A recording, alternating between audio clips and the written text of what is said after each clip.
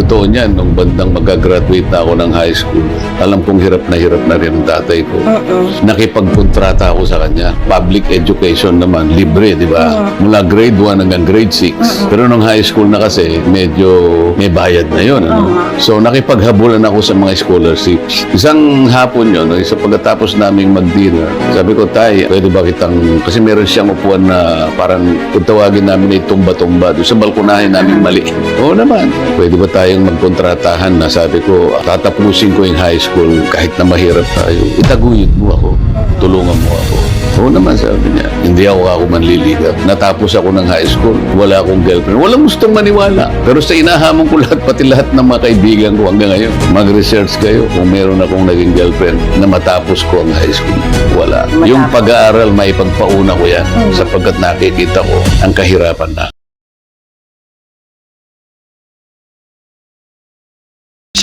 Mismong si Blue Ribbon Committee Chairman Rodante Marcoleta ang kinwestiyon ng mga kapwa-senador sa investigasyon sa flood control scandal. Unfair daw kasi itong magbigay ng oras para sa pagtatanong. Kaganapan nung pinakahuli at pangatlong pagdinig ng Blue Ribbon Committee nung ako po ay hindi pa tinatanggal bilang chairman. Siguro. Are you ready? Mr. Chair, I wish I can make a few clarificatory questions before we start. But these are prejudicial questions, Mr. Chair. Later. Let's hear first from the principal witness this morning. No, but these are prejudicial questions. Okay, Mr. go ahead, Chair. go ahead. So don't question my opinion.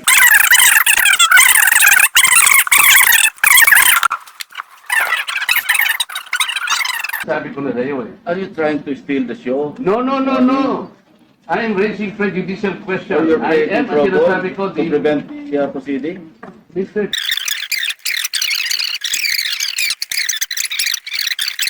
Why are you so You should protective not- of the Discayas? Why are you so protective? I am not protecting them. Mabuti sinabi mo yan, Mr. Chair. Session is resumed. Session is resumed. Mr. Alcantara, you proceed. I am questioning the proceedings. Mr. Chair. Mr. Alcantara, you proceed. Go ahead. I will register. Mr. Alcantara, you proceed with your statement. Your Honor, okay lang po bang makapagbigay ako ng opening statement ko po? Proceed. Ano bang gagawin natin dito? Magandang umaga po sa inyong lahat. Tinatanggap ko po na ako po ay hindi nakasagot sa maraming tanong ng mga nakakaraang huling araw upang maproteksyonan ang institusyon na aking minahal sa loob ng 30 taon. Subalit, Conflict of interest ni Marcoleta sa isinasagawang investigasyon sa mga maanumalyang flood control project. Opisyal umano si Mrs. Edna Marcoleta ng kumpanyang Milestone Guarantee and Assurance na nag-issue ng 19.29 million pesos na bond para sa halos 200 milyong pisong flood control project ng mga Diskaya. Konektado ang asawa ni Senator Rodante Marcoleta sa mga insurance na ginamit ng mga Diskaya. Batay sa notarized acknowledgement na nakalap ng Bilyonaryo News Channel, personal na humarap noong 2022 ang kontratistang si Sara Diskaya at ang regional manager ng Stronghold Insurance para sa isang bond obligation ng kumpanya. Nakalista mismo sa Board of Directors ng Stronghold Insurance si Mrs. Edna Marcoleta, asawa ng senador. Sa 2025 committee composition ng kumpanya, chairman siya ng audit committee at miyembro ng corporate governance at related party transactions. Kabilang din si Edna Marcoleta sa 2023 Board of Directors ng Milestone Guarantee and Assurance Corporation. Elected siya bilang non-executive director noong 2016. Nakalagay din sa records ng kumpanya ang kanyang affiliation sa Congressional Spouses Foundation Incorporated noong panahong kongresista pa si Marcoleta sa Sagip Party List. Ang Milestone Guarantee and Assurance Corporation ang naglabas ng retention money bond noong 2024 na nagkakahalaga ng 19.29 million para sa elite general contractor, kumpanya ng mga Diskaya. Ang bond ay kaugnay ng flood mitigation maintenance at construction ng road dike sa mag-asawang Tubig River, Sitio Dique sa Nauhan Oriental, Mindoro na may kabuang halaga ng 192.9 million. Ang parehong project ang pinuntahan ng team ni Senate President Pro Tempore Panfilo Lacson na completed naman sa DPWH website pero wala namang makikita on the ground. Nasaan ang halos 193 million na pondo sa Sitio Dique noong 2024? Eksaktong lokasyon na aming pinuntahan sapagkat consistent ito sa coordinates na nakalathala sa DPWH at sa sumbong sa Pangulo website. Guni-guni o guni-guni? Ang kanyang declared net worth aabot sa 51.9 million pesos. Nakakuha rin ng Billionaire News Channel ng kopya ng Statement of Contributions and Expenditures o SOSE ng lahat ng mga senador na nanalo sa May midterm elections.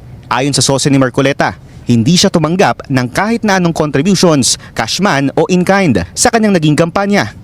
Pero ang kanyang kabuuang gastos aabot sa 112 million pesos, mas mataas ng more than 100% kisa sa declared net worth niya. Ang pinakamalalaking gastos ng senador napunta sa kanyang TV political ads. Ang buong 112 million pesos na gastos na ito, idineklara niya sa COMELEC na galing lahat sa sariling bulsa. Nakakuha rin ng aming team ng isang dokumento ng House of Representatives noong 2018 kung saan idineklara ni nooy Congressman Marcoleta ang kanyang net worth na nasa 28 million pesos lang. Ibig sabihin, halos dumoble ang kanyang declared net worth sa loob ng 7 taon. Hindi pa kasama rito ang ginastos niyang 112 million pesos noong nakaraang halalan. Sa kanyang 2025 SALN, walang declared na mga negosyo o business interest si Marcoleta. Ang paliwanag dyan Nakalimutan po nila na napakarami kong kaibigan. Mga kaibigan ko, nagbigay sa akin talaga. Alam mo, pakiusap lang nila. Isa lang. Tanggapin mo ang tulong namin sa'yo. Okay. Marami sila. Isa lang ang kanilang pakiusap sa akin. Ano po yun? Sana wag mo na kaming i-disclose ang identity. Papa, Pwede ba yun, Sen? Na hindi mo i-disclose?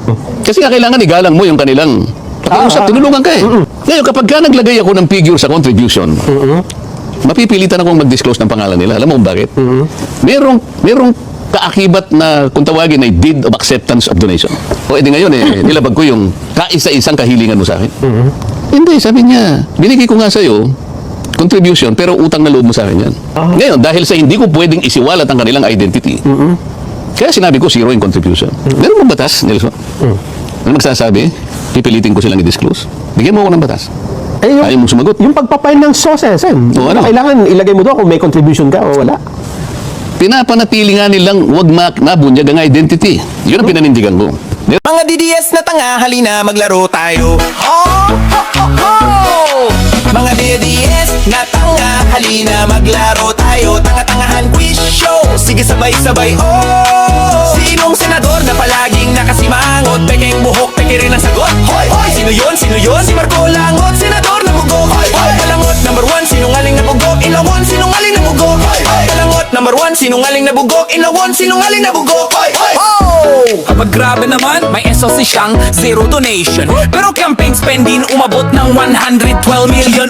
Tapos sa salin, 51 million lang ang nilagay. Magic, charot, multo ba ang nagdonate? May kaibigan daw siyang super lihim. Bawal daw sabihin, baka raw sila'y mapraning. Pero teka muna, kami pang niloloko mo. Ang kwento mo mas malabo pa sa Ilog Pasig, bro. Mukhang dinikit ng rugby. Nakasimangot na warang wala ng Happy Meal sa Jollibee. Pag nagsasalita, kulang na lang may subtitles. Kasi ang katotohanan sa kanya limited edition style. Mga DDS na tanga, halina maglaro tayo. Tanga-tangahan quiz show, sige sabay-sabay, Sinong senador na palaging nakasimangot? Peking buhok, peke rin ang sagot. Hoy, hoy, sino yon? Sino yon? Si Marco Langot, senador na bugok. Marco Langot, number 1, sinungaling na bugok. Ninugon, sinungor na bugok. Marco Langot, number 1, sinungaling na bugok. Ninugon, sinungor na bugok. Pag tinanong mo ng facts, bigla na lang umi-echo. Kasi ganito. Pero di ako sure ha, pero siguro. Tapos sisisi pa niya ang buwan at bituin kesa umamin na mali. Grabe pang Oscar ang acting. Kung may award para sa best invented story, siya ang panalo, gold medal, walang kahati. Kaya mga DDS, ito ang laro. Kung sinong maniwala sa kanya, talong-talo kayo bro. Mga DDS, halina maglaro tayo. Tanga-tangahan quiz show, sige sabay-sabay oh. Sinong senador na palaging nakasimangot? Pekeng buhok, peke rin ang sagot. Hoy, hoy, sino yon? Sino yon? Si Marco Langot, senador na bugok. Hoy, Marco Langot, numero 1 sa kalokohan at kasinungalingan. Mga DDS.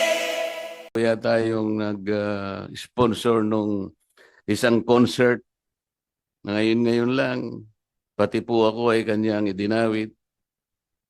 Nagpapatawa po siya. Nakita niya yung dating Senador Grace po na nagtatawa. Natawa po at siguro naging successful siya. Napatawa niya si Senador Grace po. Bigla ba niya naman sinabi, tingnan niyo yung mukha ni Marcoleta kung matatawa kayo.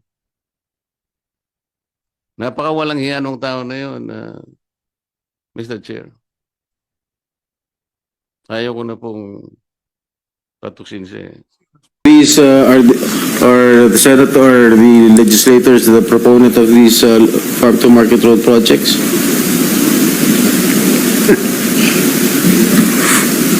We will have to check. Right now, the secretary is not aware if there were proponents to the Davao Occidental Coast projects for farm-to-market roads. Okay, thank you. Safe ka na, Senator Marcoleta. Thank you, Senator Estrada.